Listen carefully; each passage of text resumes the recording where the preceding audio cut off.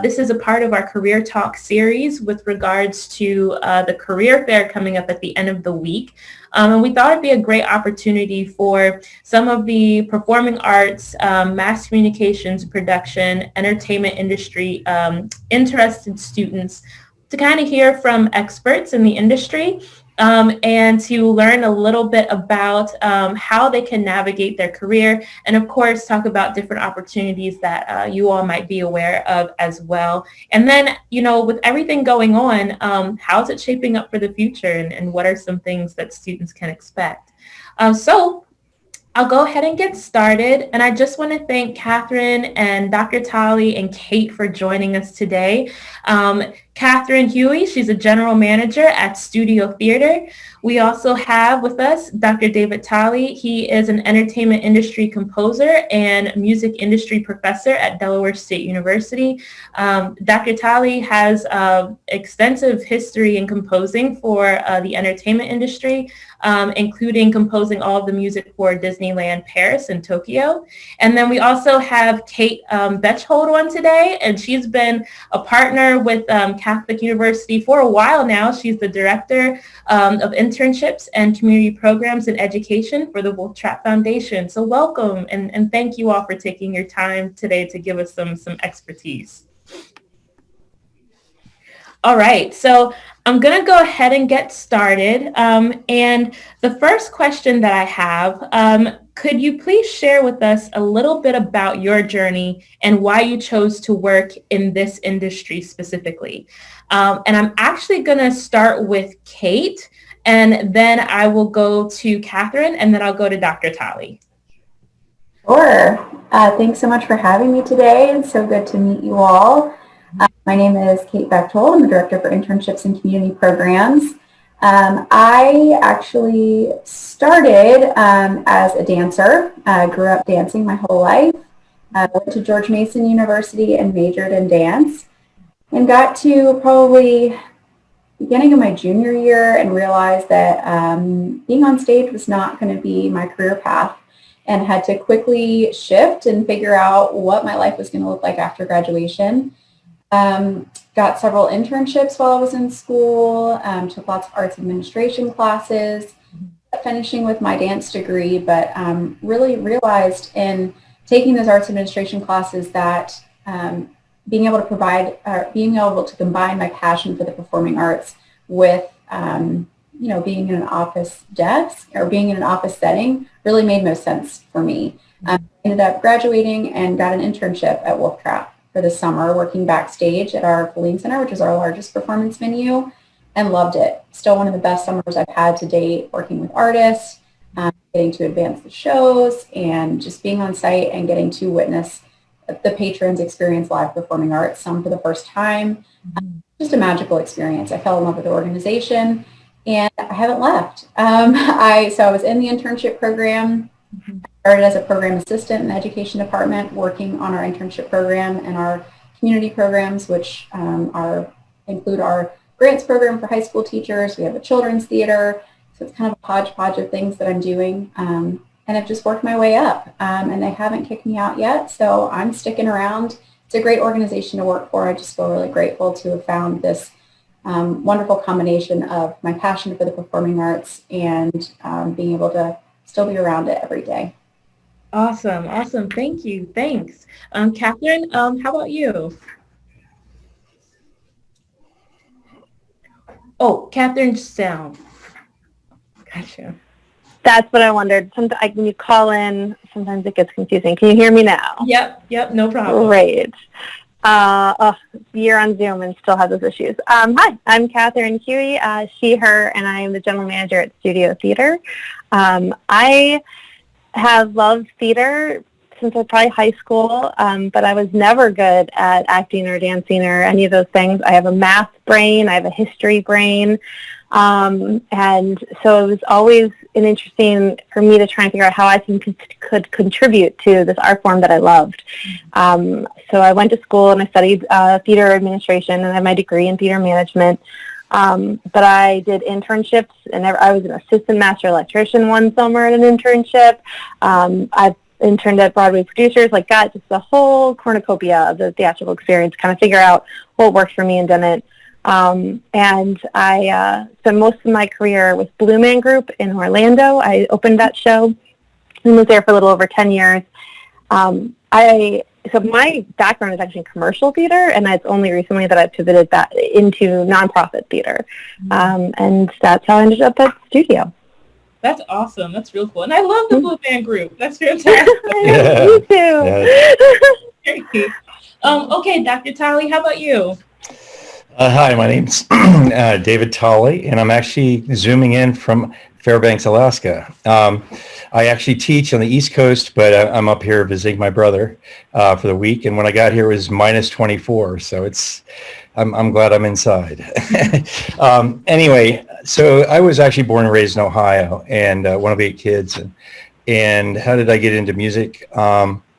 Basically, I think having 8 kids, my mom dropped us off for the piano teacher, and we had group lessons, and so it was a great automatic babysitter. And but I found that by playing sports and doing music, about high school, I felt the passion of music really grow stronger, and I always wanted to be a brain surgeon, and so I had to make that critical choice, and I went with my heart, with my passion.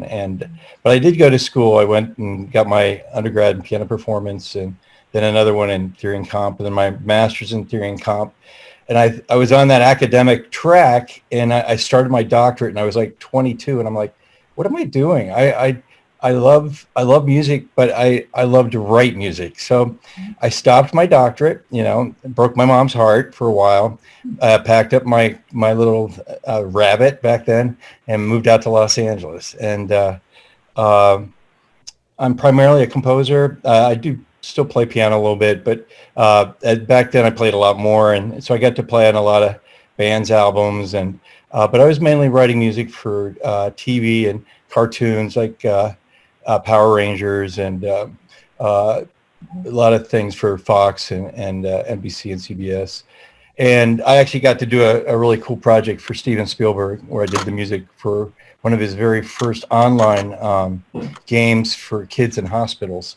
And so I did all the music and stuff for that. So I did a wide range of things, and because that's all I wanted to do was create. But Ryan mentioned that I did the music for there's a new land in Disneyland in Paris, and it's called Discoveryland, and they needed a composer for that. And luckily, I don't know why they picked me, but the producer fell in love with the stuff that I was doing, so I did the music for that, and then they used the music in Tokyo and other places, but just a wide variety of things. And then I was married, started having kids, get a house and all that, and then my wife got cancer, so we moved back to Ohio to be with family and fight it.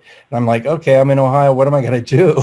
So I finished up my doctorate, made my mom happy, and then when I finished up my doctorate, I took the first open position, which was at Delaware State. And one of my first and best students ever was Miss Ryan Cheatham, and so it's great to see her again. Yeah. And for those of you who are on, I also am I got my bachelor's degree in music with a concentration in music industry, and I was the understudy for Dr. Tolley, and he's currently sitting on my committee as I pursue my doctoral degree. So it was great that he could hop on today.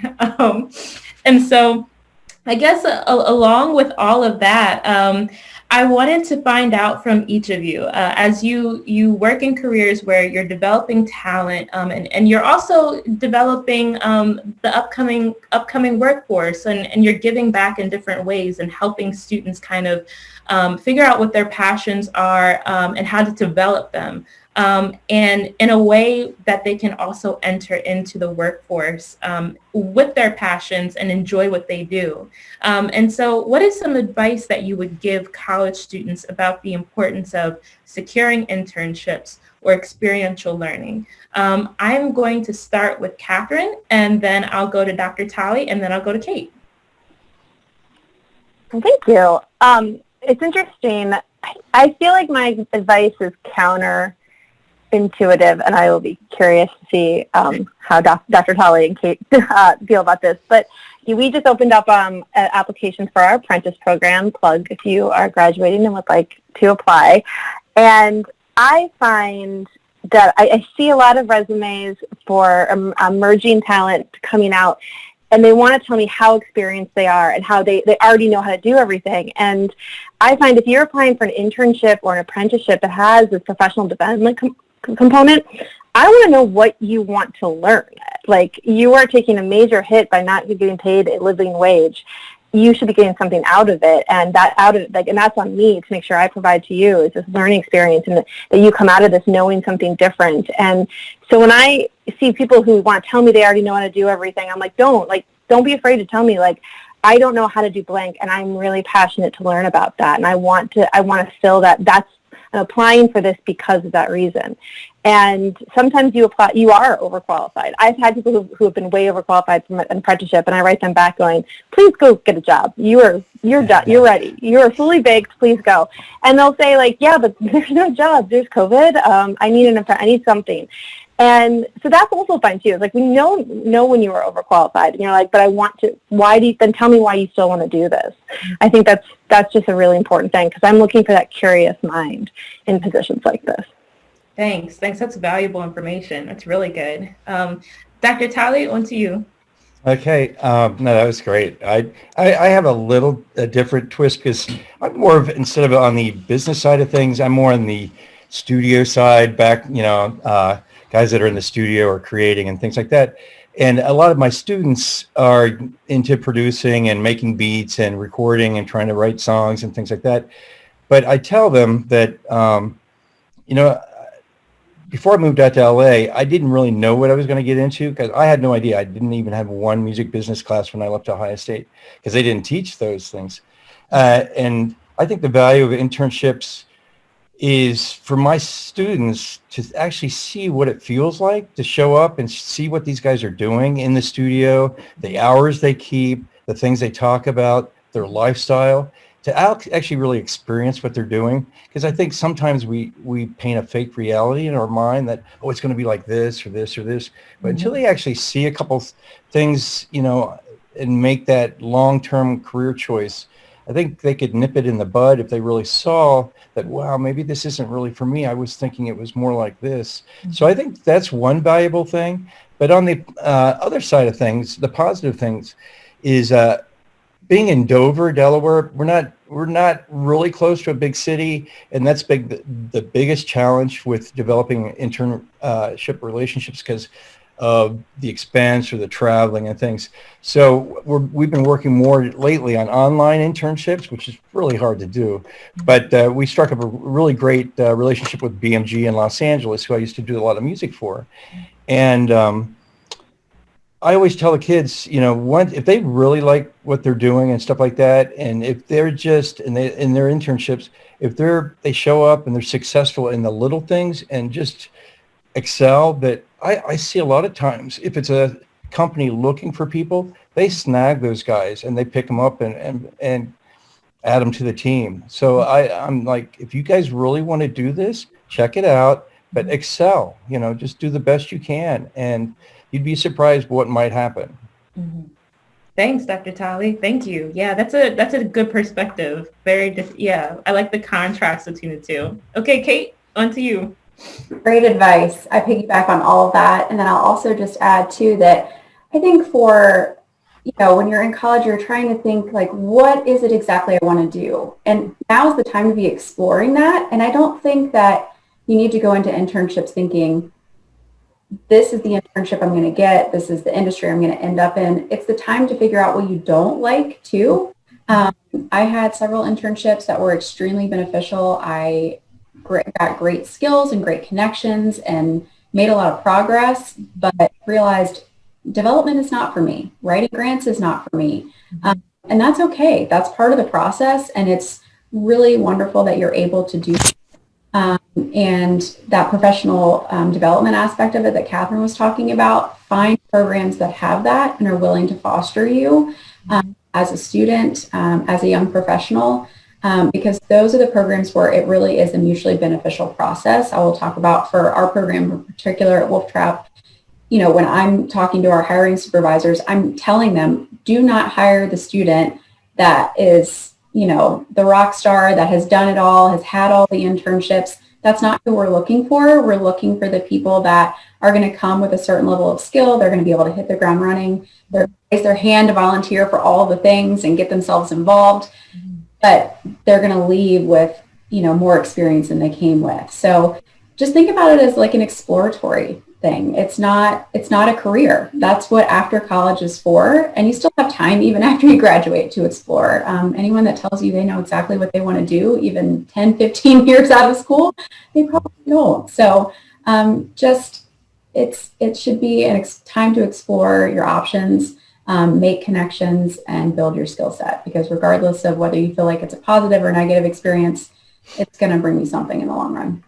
Yeah, absolutely. All just fantastic advice. And I think that kind of segues really nicely into my next question for everyone, which is, do you have any tips for best practices for interviewing?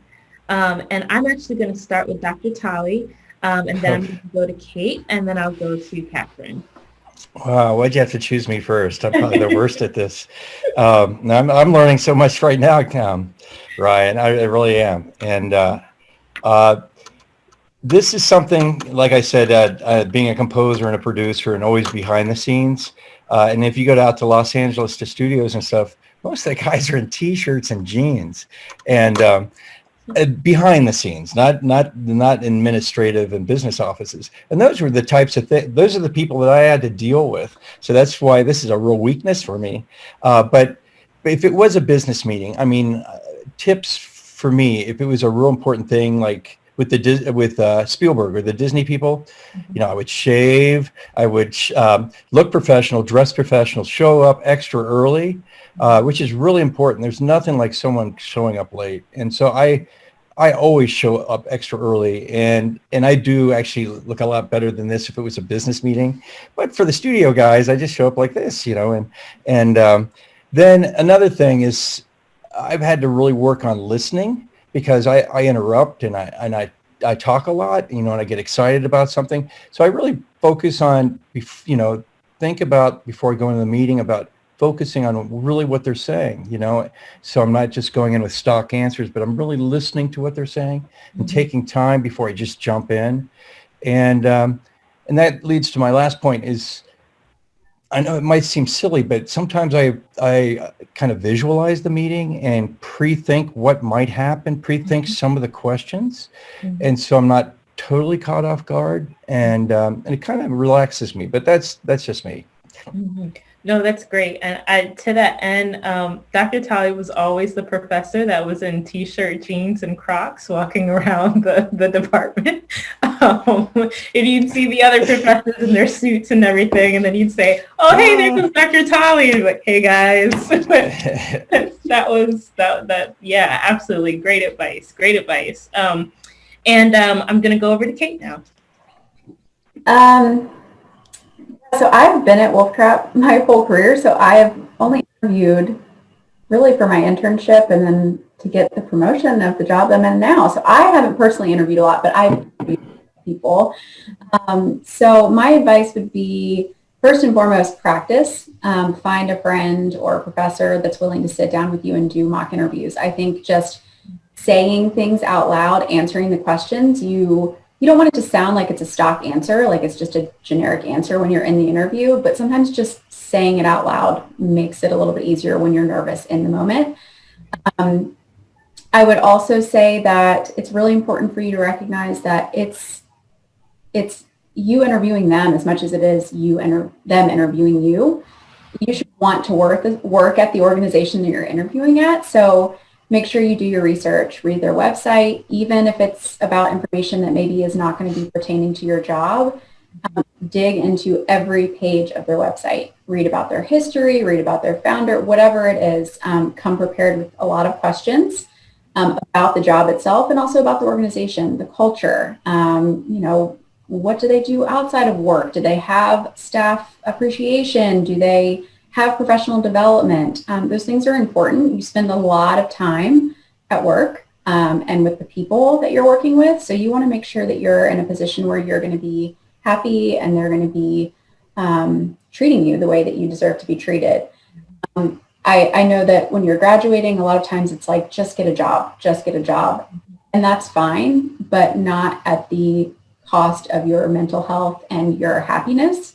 So just keep that in mind. And I think if you go into an interview thinking, yes, I really want this, but they should really want me too, because you know you're qualified and you know that your resume is stellar and you got called in for a reason, that confidence will really help too. Sorry about my dog barking. It's all right.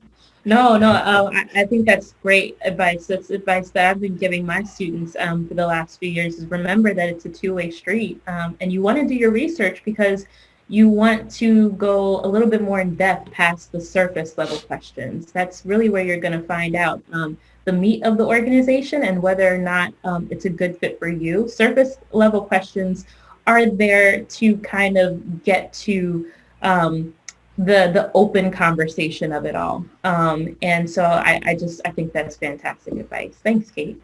And I'm going to go into Catherine now. I feel like they said everything great, and so I don't know how much more I have to add, though I love the way using the phrase of like really like imagine out the scenario and like talking out loud. I practiced for today and I messed up because I think I gave a lot of my answers in the last one. But just having those words in your head so that they don't feel weird coming out when you're actually in the interview session because you have so much, you're naturally stressed. And, I always want to leave space for, I think Kate said it really nicely, like you should be interviewing them too. They should be lucky we should all be lucky to have you.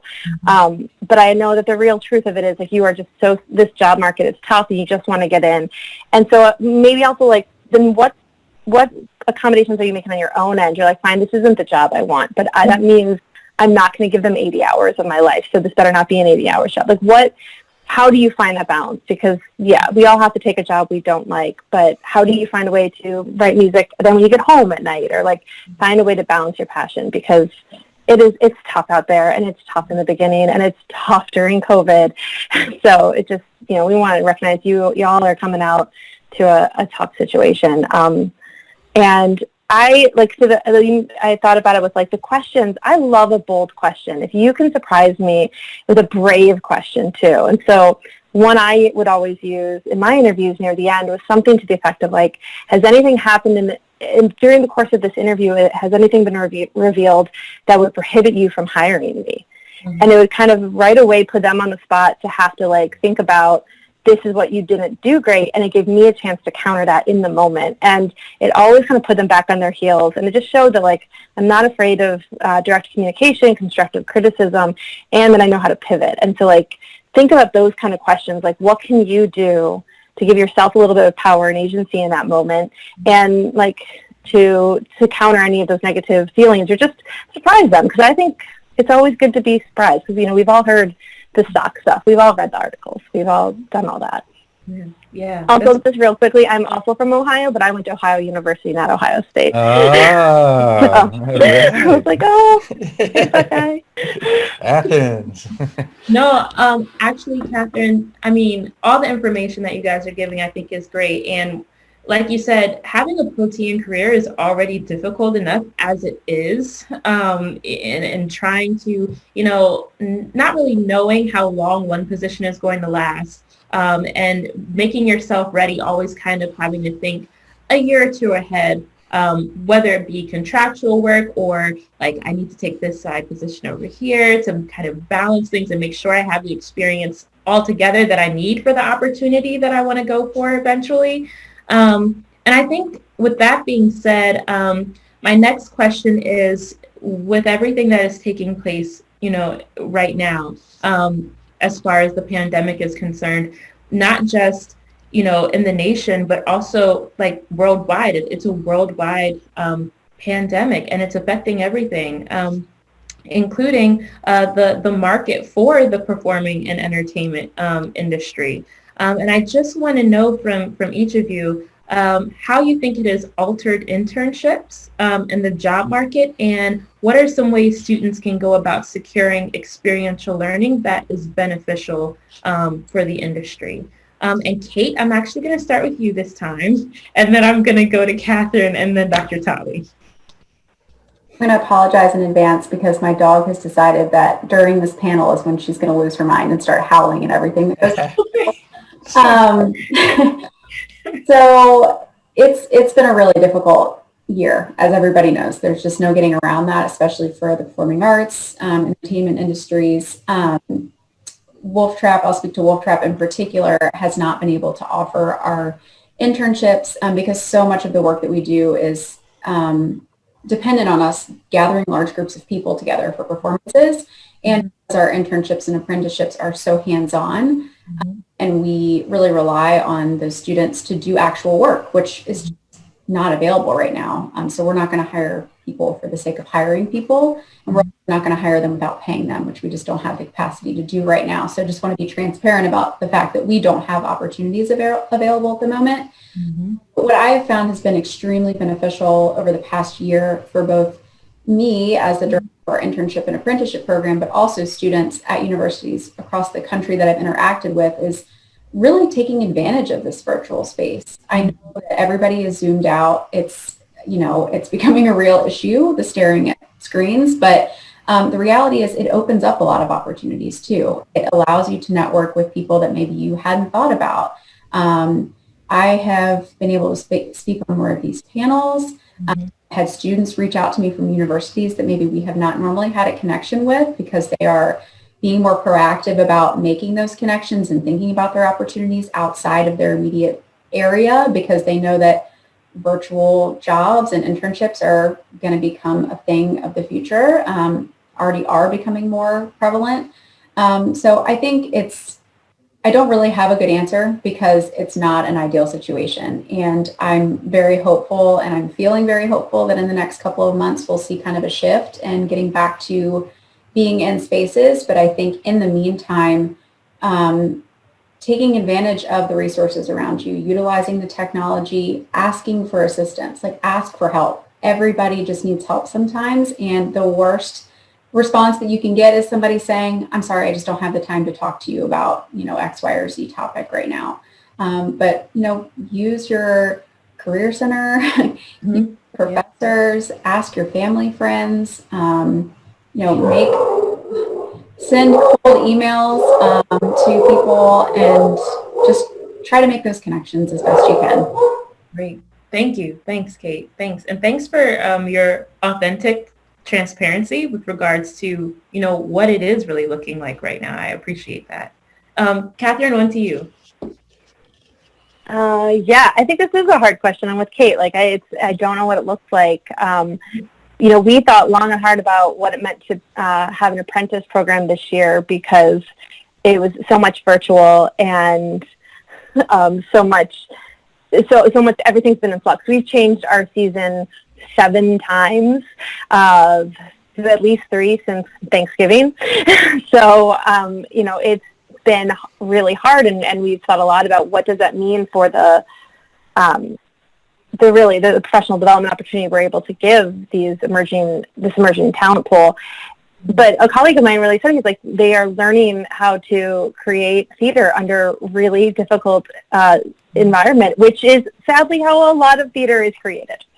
And so much theater is created not in big nonprofit institutions, but down on the ground, independent, like rock star kind of theater that I love, that is actually an invaluable thing. So we kind of embraced it, and finding young professionals who wanted to embrace that with us is great. I found myself saying, I hate this phrase because I find it problematic from an EDI point of view, but it is sadly still true about our profession, which is never underestimate the value of being cheap and good. And I never want anyone to underestimate their own self-worth ever, and we all should advocate for more in this industry, but that's what y'all are when you're coming in. And our industry has been so impacted by this pandemic that we're looking for people who know how to use technology, who know how to navigate this new world, and who are ready to say yes to anything. And so in a way, if you can find a way to use that angle, like you're in the best possible position. But always also still know your worth. Like that is still very important. That's good. That's good. All right, Dr. Talley, on to you. Well, these are really good. Seriously, I'm learning a lot, Ryan.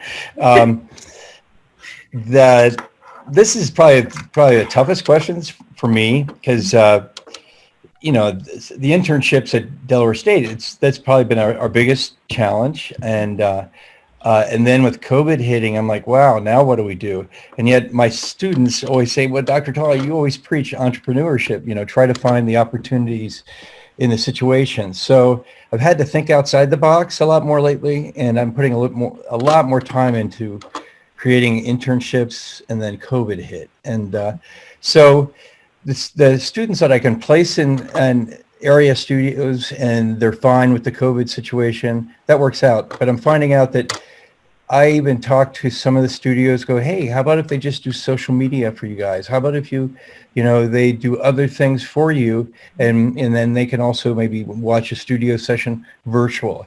I mean, just to think outside the box so they can, because you really do have to really create new situations with the tools that are placed in front of us. And then another thing is what I was trying to do is make a little bridge between New York and Delaware State, because we have a lot of talented students from up and down the coast, and since I'm not in the media as far as like in Los Angeles where I can write for some of those TV shows and things like that, I've been writing musicals, and so I have a lot of theater friends who are up in New York and stuff like that. They're all out of work. I mean, the directors, choreographers, actors, it's horrendous. But they are creating theater now. I mean, they're virtual theater. I watched a show that was, the actors were all over the country, and the director directed it from New York, and it was pretty interesting, And so they're really, using their heads to create their art, and I try to tell that to the students. But back to the point of New York and Delaware State is, I had one show that was in the New York Music Festival, made as a finalist, but then they got canceled and COVID hit and stuff like that. I'm just trying to create a bridge so some of my talented students can get up to New York and actually be immersed in it. So now, since that's happened, I have another show, an original show that has been canceled 3 times due to COVID, and we're finally going to put on a world premiere, and 4 of those Broadway professionals are going to come down and give master classes, and then hopefully take some of the students back up to New York with them. That's great. Yeah, we're trying to adapt, but that's a tough one for us.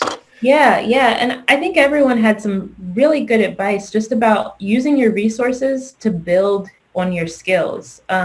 Realizing that the industry is moving in a virtual direction with everything going on. And we really don't know what it's going to look like. But if you can hone in on those skills as students and really try to see, okay, like Dr. Talley was saying with the social media, and then how Kate was saying, talking about, looking at your resources and seeing what type of skills you can work on with regards to virtual settings and how you can be of assistance technically. And then when we're talking, Catherine was about, hey, you want to make yourself versatile so you can get in there and roll your sleeves up, because at the end of the day, when things do really open back up, the ones who rolled their sleeves up, we're going to be looking at them for opportunities. That's all just really great advice. And I guess that leads me to my last written out question for each of you, which is, how do you foresee your industry's job market overall evolving? I think we already touched on the virtual aspect, but in that, what skills, whether they be technical or behavioral based, that that you're looking for, and Dr. Talley, that that you're seeing coming up? And I'm going to start with Catherine on this one, and then we'll go to Dr. Talley, and then we'll go to Kate.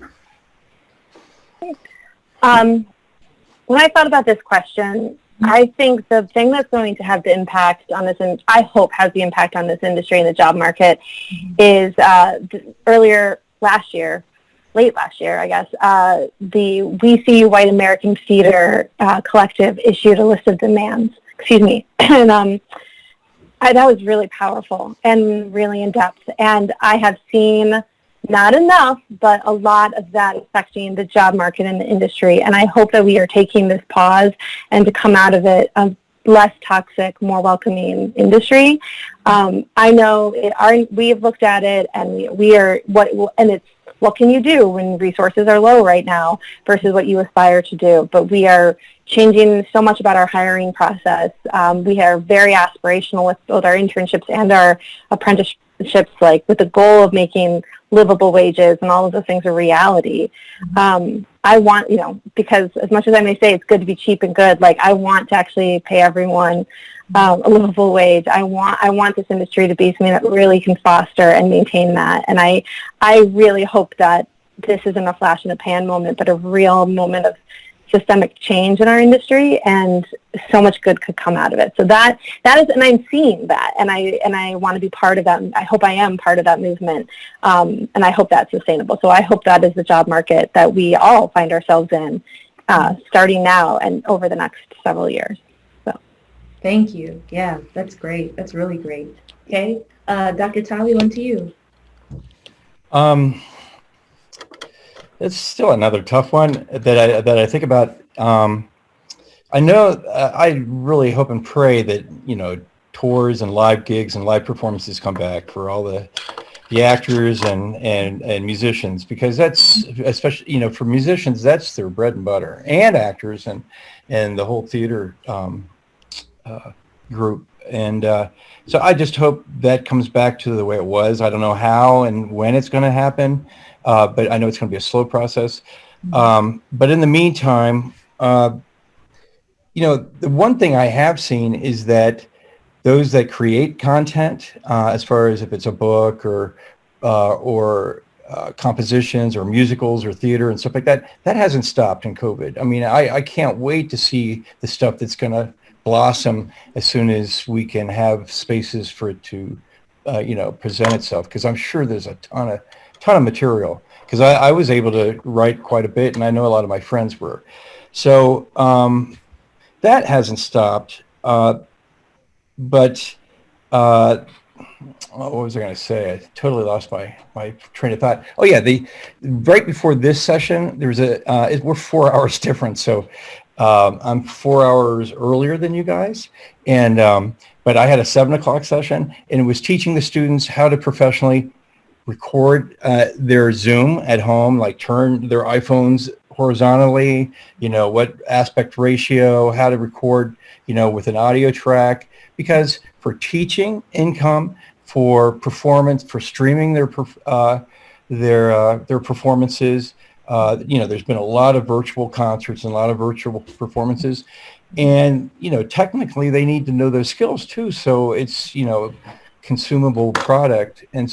And then another area, so we're teaching that to, bone up their skills with the audio visual. But I'm also stressing to them that, they all can be self-publishers. This is the day and age of being the independent producer, publisher, record label, because you could actually pretty much do everything with a small staff. So I'm really focusing on that. So I don't know. I'm excited to see what happens, because I know there's been a lot of great content, that's been created. Yeah, thanks for that perspective, Dr. Tali. Absolutely. And then Kate, on to you. Sure. My dog is outside now, so it's not sorry about that again. I think I've, through all of this, been trying to look for silver linings and talking to students, trying to share that with them as well. And I think in the midst of all of this, we've really realized that there's an opportunity for more digital content. As we might be kind of over it at the end of all this, but I think it's going to continue. And it's a way to reach a wider audience for organizations. But I also think it's also an opportunity for different kinds of jobs at organizations too. I've found myself over the past year learning how to edit videos. Never had to do that ever.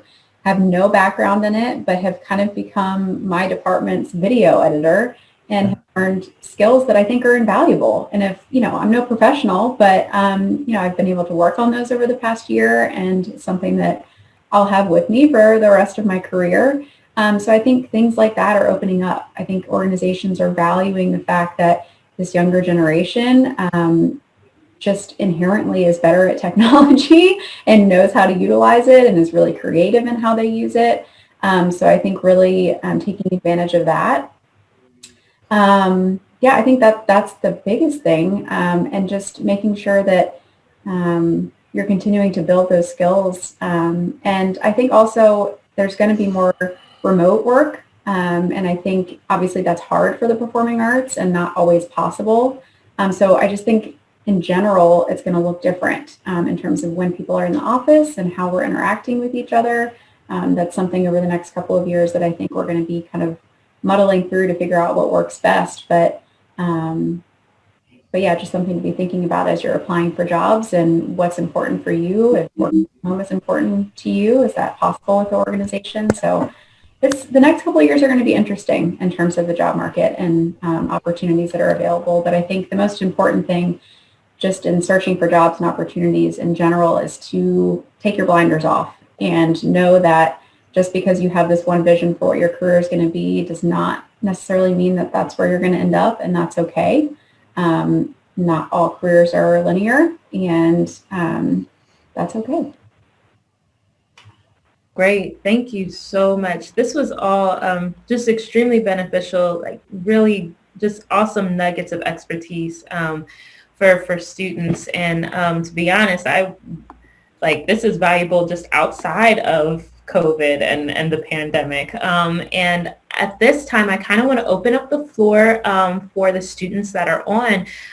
This is your chance to ask any questions that you might have. No question is too small, too large.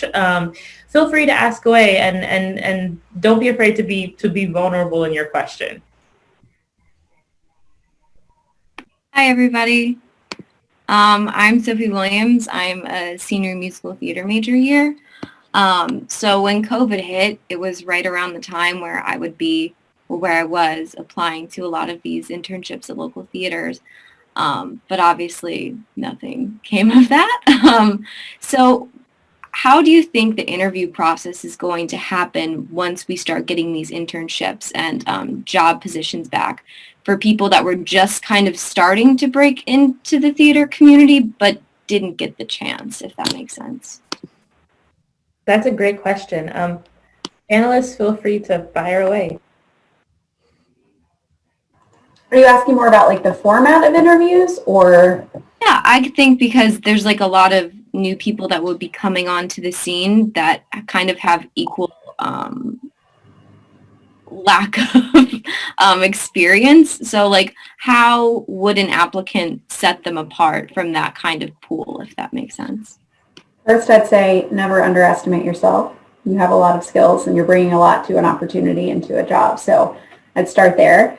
Yeah, I mean, it's going to be, I feel like I've been kind of the realist in all this. It's going to be difficult. It's going to be challenging, and that's just something you're going to have to kind of sit with. But I think I mentioned this earlier, but it's really important that you're really passionate about the organizations that you're applying to. I think that shines through in interviews more than anything.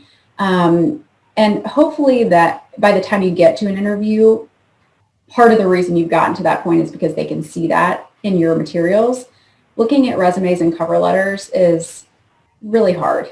One, because nobody likes to be judgmental in that way. You're basing your opinion on somebody off of a piece of paper, which is extremely difficult. So I think showing your extreme interest in the organization, what you feel like you can bring to them in particular, what you hope to gain by being a part of the organization is really important to convey. And then something else I just thought of in terms of the interview, and it just went right out of my head. Maybe somebody else wants to jump in and I might think of it. But I think just making sure that your enthusiasm for the organization is really shining through. I had a question for the student, for Sophie. So do you have like a basic strategy in mind? Are you looking for a position to work for a theater company, or do you want to, are you more into auditioning as a performer? That's actually a really good question. I would like to be a performer optimally. I've studied for 4 years to be a performer, but I don't think I can take anything for granted right now and think that I can just burst out onto the scene and make a whole bunch of money and have everything go my way. I love the theater. I'd love to work in a theater. So I say, why not? I'd take any job I could get in the theater. It sounds a lot better than being a waitress. Okay. The money's better than being a waitress, probably. I was going to say a couple of things. So it's funny, I run the apprentice program at Studio Theater. It's a post-school program. Coming from commercial theater, I did not know what an apprentice, this whole concept was, and I'm like, why would someone go to apprenticeship after college? Go get a job. But you know what? This might be a class where I'd say, oh, maybe go to an apprenticeship. Like that means you didn't get to, you were denied the opportunity of an internship, and I'm real sorry. Like, firstly, can I just say, like, I'm sorry, y'all, like, you were denied a really cool, like, part of the college experience, and that's unfair. And, you know, this pandemic has been terrible for everyone, but let's acknowledge the unique ways it's been terrible for y'all. But I think that, yeah, so maybe, like, if you can afford it, like, do an apprenticeship so that you can get those same things that you would have had you had in an internship. And so, like, I would say that. There was something else. You know, you hear this a lot in just general talk about resumes is you don't want to have gaps of like non-work. If an organization is going to ding you because you didn't work during the 2020, 2021 pandemic, that is not an organization you want to work for, and walk away. I think we all of us as employers, as hirers, we need to make sure we have so much grace and compassion for what we're all going through during this time. So I would hope that if I saw your resume, I'd be like, yeah, like she was dealt a hard hand. Let's see what she can do. So. Totally agree with that. And I just remembered what I was going to say before. I think it's important that when you start interviewing, you already have those connections. So if there are companies that you're really interested in working for, if you can make those connections before you're even applying, even if that's just a one-off, like, you know, you reach out and you have a quick Zoom chat for 30 minutes to ask them about their career or to ask them about their organization, ask them about their theater, whatever it is, already having your foot in the door, that's usually what internships and apprenticeships are doing for you. But because you were unfortunately not able to do that, somehow setting yourself apart so that when you send them that interview or that resume, they're thinking, oh, I remember that name, and they can look back in their calendar and say, oh yeah, it's because I met with her and she was extremely proactive and really well spoken. And in that scenario, when it's not an interview and it's just informal, you're not nervous, and they're going to remember you just being more, you know, just a friendly conversation, so that when you do get the interview, because you will, you have to be positive about it, you'll be less nervous too, because you'll have that familiarity. So you got to set yourself up for success a little bit too. I'll piggyback on that real quick. I totally agree with what you just said. In fact, what I said about thinking outside the box for the situation we're in, I have a lot of my students practice sending their resumes to companies that are posting big jobs, you know, out in Los Angeles and things like that, just so they can get to know some of the people, and if, you know, and just the practice of doing it. I'm like, what do you have to lose, you guys? And because they get their resume prepared better, and every once in a while someone actually gets in the door with an interview. So I totally agree with what you just said. I think just along with that, and then for sake of time, we'll keep going for questions. But just off of what Dr. Talley was saying, when you do apply for a position and let's say you don't get the opportunity for some reason, don't be afraid to reach out and see if you can find out, you know, what you can do to further develop your skills, or what is it exactly that you could do to kind of, you know, continue to pursue the industry that you're interested in. When you put yourself out there, yeah, sometimes you're going to get critiqued and you're going to get, you know, a different result than what you want, but don't take it to heart. Use it to make yourself better. Use it to move forward. And from there, I'm going to go ahead and open up the floor for.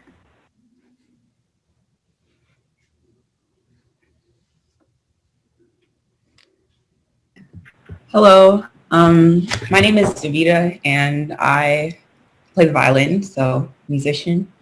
But I'm pretty fresh in this. I'm a freshman right now, so yeah. What advice do you have for anyone who's like really starting out, like not really, haven't done many gigs?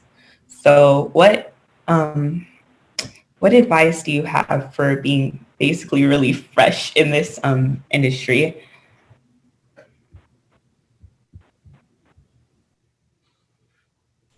That's good.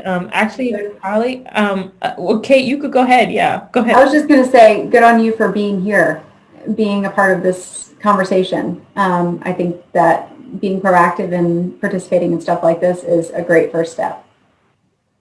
Yeah.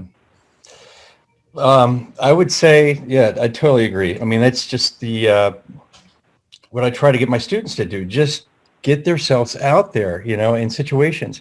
And then I'm going to hate this one, but practice, practice, practice. I mean, seriously, just work on your craft and be open for any type of gig. It depends on what you want to do, but if play with a church gig, play with a jazz trio, try to get in a recording studio, with an acoustic duet or something like that. Hey, do you need violin for that?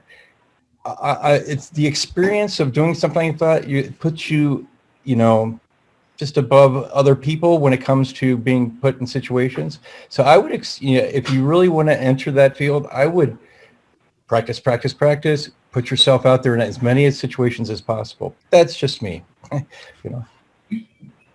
Oh, wow, thank you. Because yeah, I wasn't really sure about it. I guess now going to this meeting is really helpful because I don't know, there's a lot I don't know. So right now I'm really focusing on practicing my craft and just honestly taking in everything. Yeah. And Davida, I would say along with that, in practicing your craft, you're in actually a great area in DC. There is just the performing arts and the culture and everything that's around here. I would say take advantage of your opportunities, even if it's just like volunteer opportunities right now, or whether it be a situation where you're able to maybe job shadow. And like Kate was saying, those informational interviews, the more connections you make, the better. And so I would also recommend, you do have an academic and career advisor for performing arts here at Catholic. So I would say schedule a meeting with them as well, so they can help keep your resume on track. And then keep a lookout for when we do have networking nights and panel discussions like this.